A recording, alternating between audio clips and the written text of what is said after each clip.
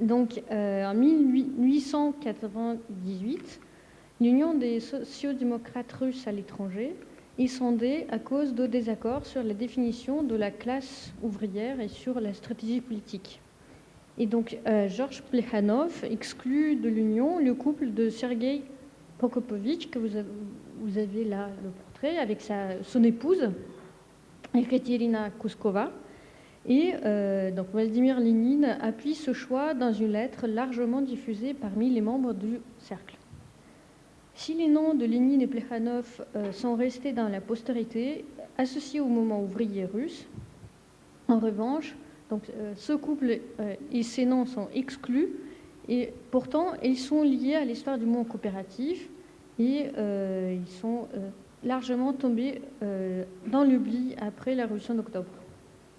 Pourtant, à la veille de la Révolution d'octobre, Prokopovitch et Kuskova occupent des postes de décision au sein du gouvernement provisoire, composé dès juillet 17 d'un tiers de ministres issus du mouvement coopératif.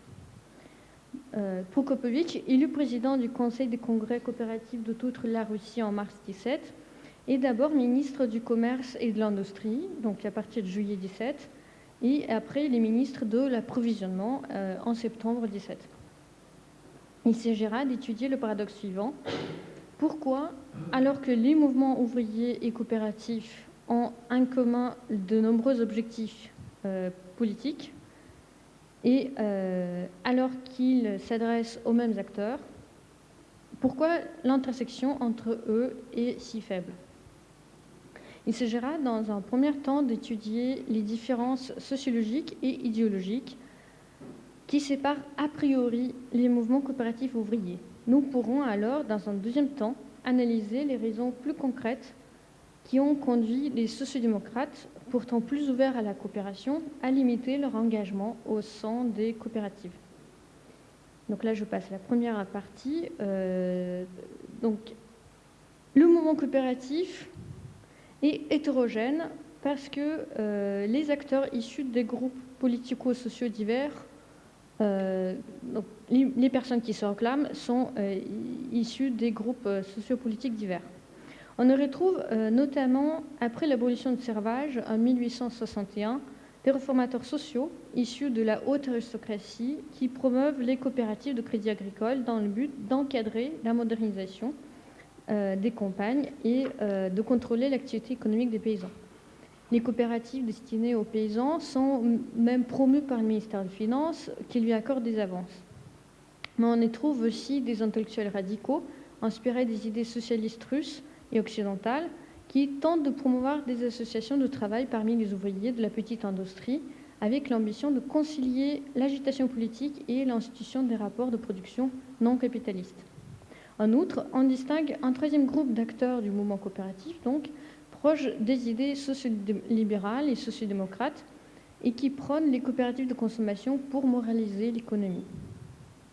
En comparaison, les groupes d'acteurs qui se réclament du mouvement ouvrier semblent être plus homogènes parce que les institutions qu'ils promeuvent s'adressent prioritairement aux ouvriers, les syndicats, le parti ouvrier et enfin les coopératives ouvrières.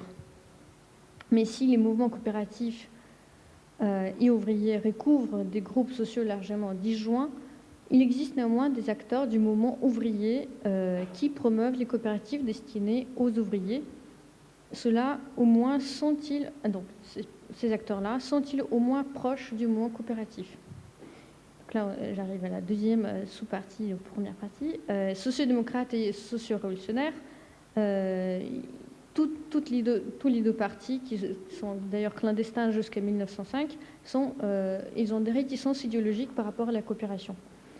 La session du mouvement socialiste russe, elle est entamée déjà dans les années 80, pendant l'existence clandestine de mouvements, et une partie des acteurs adopte l'analyse marxiste telle qu'il est reçu en Russie, et donc cette partie se nomme les sociodémocrates.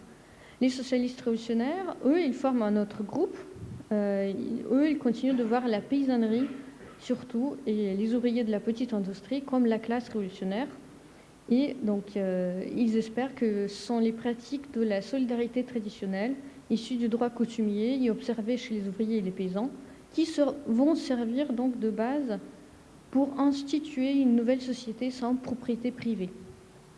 Et donc leur stratégie est de réunir les producteurs dans des associations de type contemporain qui seront appelées coopératives, donc en russe c'est coopératif. Pour les socio-révolutionnaires, les coopératives sont l'une des étapes pour parvenir au socialisme. Au contraire, pour les sociodémocrates, ce sont les ouvriers de la grande industrie qui sont la force organisationnelle du mouvement ouvrier. Donc, on les appelle prolétaires en russe, prolétariat. D'après Vladimir Lénine, le travail des sociodémocrates est, j'ouvre les guillemets, orienté vers les ouvriers d'usine, des ouvriers des villes. Je ferme les guillemets. Et donc, c'est la tâche la plus urgente de créer, citation, une solide organisation révolutionnaire parmi les ouvriers d'usine, les ouvriers des villes, et il ne serait pas pratique d'envoyer des agitateurs chez les artisans et les ouvriers agricoles. Je ferme les guillemets. Porter soutien à une coopérative de consommation ou de production est alors perçu pas du tout comme une activité révolutionnaire pour ce groupe sociodémocrate. Toutefois, les deux partis socialistes sont d'accord sur l'idée que l'objectif prioritaire, c'est la prise de pouvoir, et pas du tout donc renverser l'ordre, et pas du tout de multiplier les îlots de l'économie sociale à l'intérieur du capitalisme. Donc c'est pour ça, la coopérative, pour eux, c'est une chose qu'il faudra mettre après la révolution. Et les acteurs du mouvement coopératif, ils sont conscients de cette hostilité des socialistes et surtout des sociodémocrates. Et ainsi, l'un des acteurs du mouvement coopératif, 1908, après que la révolution de 1905 a permis de légaliser les syndicats et les partis politiques, donc après cette légalisation, il y a certains sociodémocrates qui soutiennent des coopératives, apparemment, mais les acteurs du mouvement coopératif témoignent que, donc j'ouvre les guillemets, la majorité de sociodémocrates n'accordent pas d'attention aux coopératives. Donc malgré cela, ce n'est pas du tout une priorité du parti. Parce que, donc certes, certains sociodémocrates acceptent de travailler dans les coopératives de consommation, mais ils, je cite, méprisent par-dessus tout les coopératives de production. Donc, coopérative de consommation, ok, mais surtout pas coopérative de production. Et la coopérative reste toujours un outil complémentaire de lutte et que peut être éventuellement utilisé par le parti pour avoir plus de fonds, mais c'est complémentaire. Donc là, nous arrivons en deuxième partie. Sur le terrain, on voit que les sociodémocrates ont des raisons modérées, ont des raisons pour s'engager d'une manière modérée dans le mouvement coopératif. Donc, on voit que le fait que les socialistes russes sont... Bon, leur attraction ou leur méfiance envers les coopératives, elle apparaît donc comme le fruit d'un clivage au sein du mouvement socialiste. Néanmoins, ce clivage s'observe surtout dans les attitudes des théoriciens. Et sur le terrain, on constate davantage de porosité entre les groupes. Ainsi, existe-t-il des sociodémocrates, certes principalement des mencheviks, donc pas les bolcheviks donc, qui soutiennent les coopératives de consommation destinées aux ouvriers. La méfiance du comité central du Parti social-démocrate envers les coopératives n'empêche pas ses membres de s'engager localement, tout en se déclarant appartenir au mouvement ouvrier et pas du tout au mouvement coopératif. Ce mouvement, ce phénomène s'observe en particulier après 1905, jusqu'au manifeste du 17 octobre 1905, en effet, qui proclame la liberté d'association. Les coopératives de consommation destinées aux ouvriers sont, dans leur écrasante majorité, des économas et des magasins patronaux déguisés sous les statuts de coopératives. Et donc, ils ne sont pas si attractifs pour les sociodémocrates. Ensuite, dès 1908, avec le retour des politiques répressives contre les activistes politiques, c'est aussi le caractère légal de l'engagement coopératif qui attire les sociodémocrates et les socialistes révolutionnaires. D'après les informations de la police tsariste, j'ouvre les guillemets, les partis d'extrême gauche s'intéressent à organiser des coopératives et à participer parce que c'est légal. Parce qu'en fait, une bonne partie des syndicats sont fermés après 1908. Et il est malheureusement impossible de quantifier la participation des personnes qui se réclament du mouvement ouvrier, donc de quantifier leur participation dans les coopératives. Mais cet engagement devient le seul engagement légal possible pour ceux des acteurs qui ne sont pas dans la clandestinité. C'est notamment le cas du menshevik Lev Khinchuk, qui, après avoir fui la prison plusieurs fois et après être accusé d'agitation révolutionnaire, il s'engage sous une fausse identité au sein de l'Union des coopératives de consommation de Moscou. En 1908, il reste jusqu'à la Révolution de février, quand il peut en fait retrouver sa vraie identité et il va en fait au conseil, donc au Soviet de Moscou, et il y prend une part active. Donc là, j'arrive à la deuxième sous-partie. Pour le mouvement ouvrier, les coopératives de la grande industrie sont à la fois plus visibles et politiquement plus intéressantes. Le caractère largement disjoint des mouvements coopératifs et ouvriers s'explique aussi par des raisons d'ordre sociologique. En effet, comme le soulignent les sociodémocrates eux-mêmes, il est important de distinguer les ouvriers de la petite et de la grande industrie. Après la révolution de 1905, dans les secteurs de l'industrie peu mécanisés, les ouvriers travaillent dans les petits ateliers et en fait, ils ouvrent des coopératives de travail qui sont appelées artel en russe. Il s'agit d'initiatives spontanées qui sont très rarement comptabilisées parce que très souvent, ils ne déposent pas les statuts, ils existent soit en contrat oral. Et ces coopératives, donc la création de ces initiatives, ne découle pas du tout d'une agitation de l'extérieur. Citation. Ces artels, donc ces coopératives de travail, sont une forme hybride entre les modèles occidentaux de la coopération et les pratiques du droit coutumier russe et de la solidarité traditionnelle. Les enquêtes menées par des acteurs des mouvements coopératifs auprès des travailleurs qui ont ouvert et qui participent dans ces coopératives de travail montrent que très souvent, donc, il y a une porosité entre le mouvement syndical et les personnes qui ouvrent ces artels.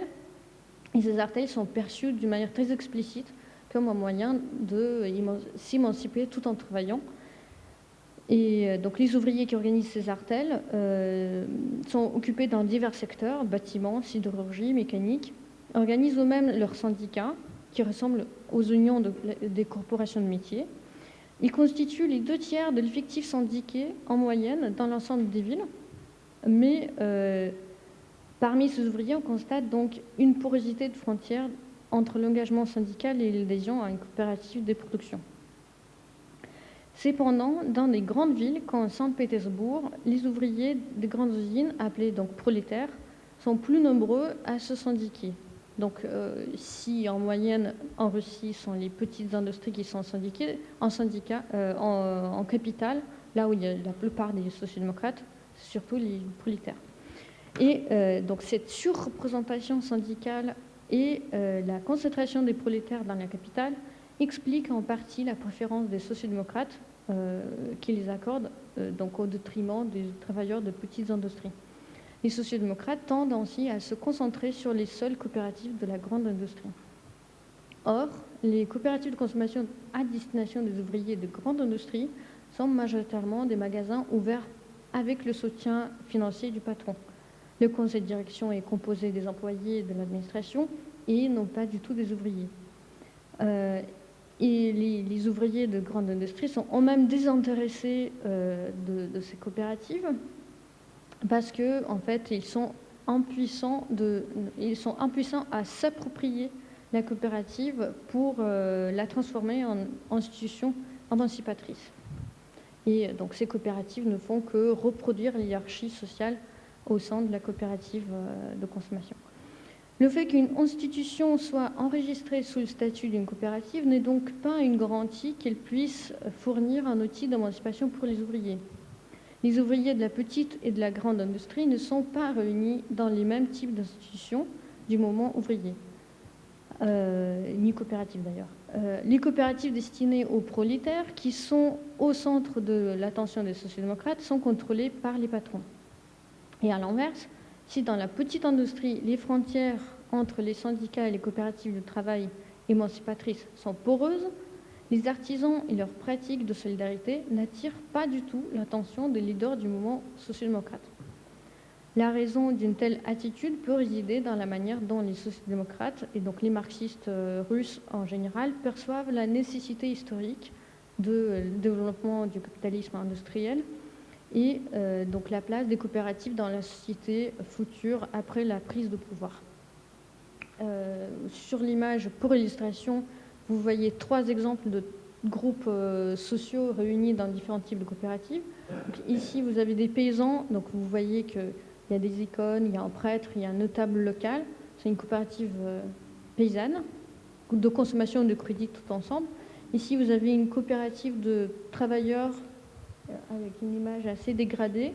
Donc, c'est une petite artelle, petite coopérative de travail qui produit des boutons en verre dans la Provence de Moscou. Et ici, vous avez déjà quelque chose qui ressemble plus à une coopérative qui pourrait intéresser aux sociodémocrates, donc des drapeaux et une coopérative qui a déjà un visage plus urbain, donc plus moderne, bâtiment en briques et qui est déjà dans le banlieue industrialisé, mécanisé de Moscou. Donc pour conclure, ainsi, en dépit de leurs objectifs communs, les mouvements ouvriers et coopératifs sont séparés par des désaccords politiques, sociologiques et institutionnels. D'une part, les coopératives ouvrières créées spontanément et appelées artels ne sont pas reconnues par les sociodémocrates orthodoxes comme faisant partie intégrante du mouvement ouvrier. Pourtant, ces associations relèvent d'un mouvement ouvrier spontané qui s'appuie sur les pratiques de solidarité traditionnelles. Mais cela tient d'une part majoritairement à des facteurs sociaux. La catégorie majoritaire de producteurs que les coopératives organisent sont les paysans et non pas du tout les travailleurs des industries. De plus, quand les coopératives réunissent les consommateurs, les coopératives réunissent aussi dans leur majorité écrasante des catégories sociales autres que les ouvriers industriels. Enfin, un autre facteur qui nuit à la liaison, c'est le fait que la majorité de coopératives de consommation destinées aux ouvriers soit de fait co-gérées par le patronat, ce qui empêche leur transformation en outil d'émancipation. Merci beaucoup de votre attention.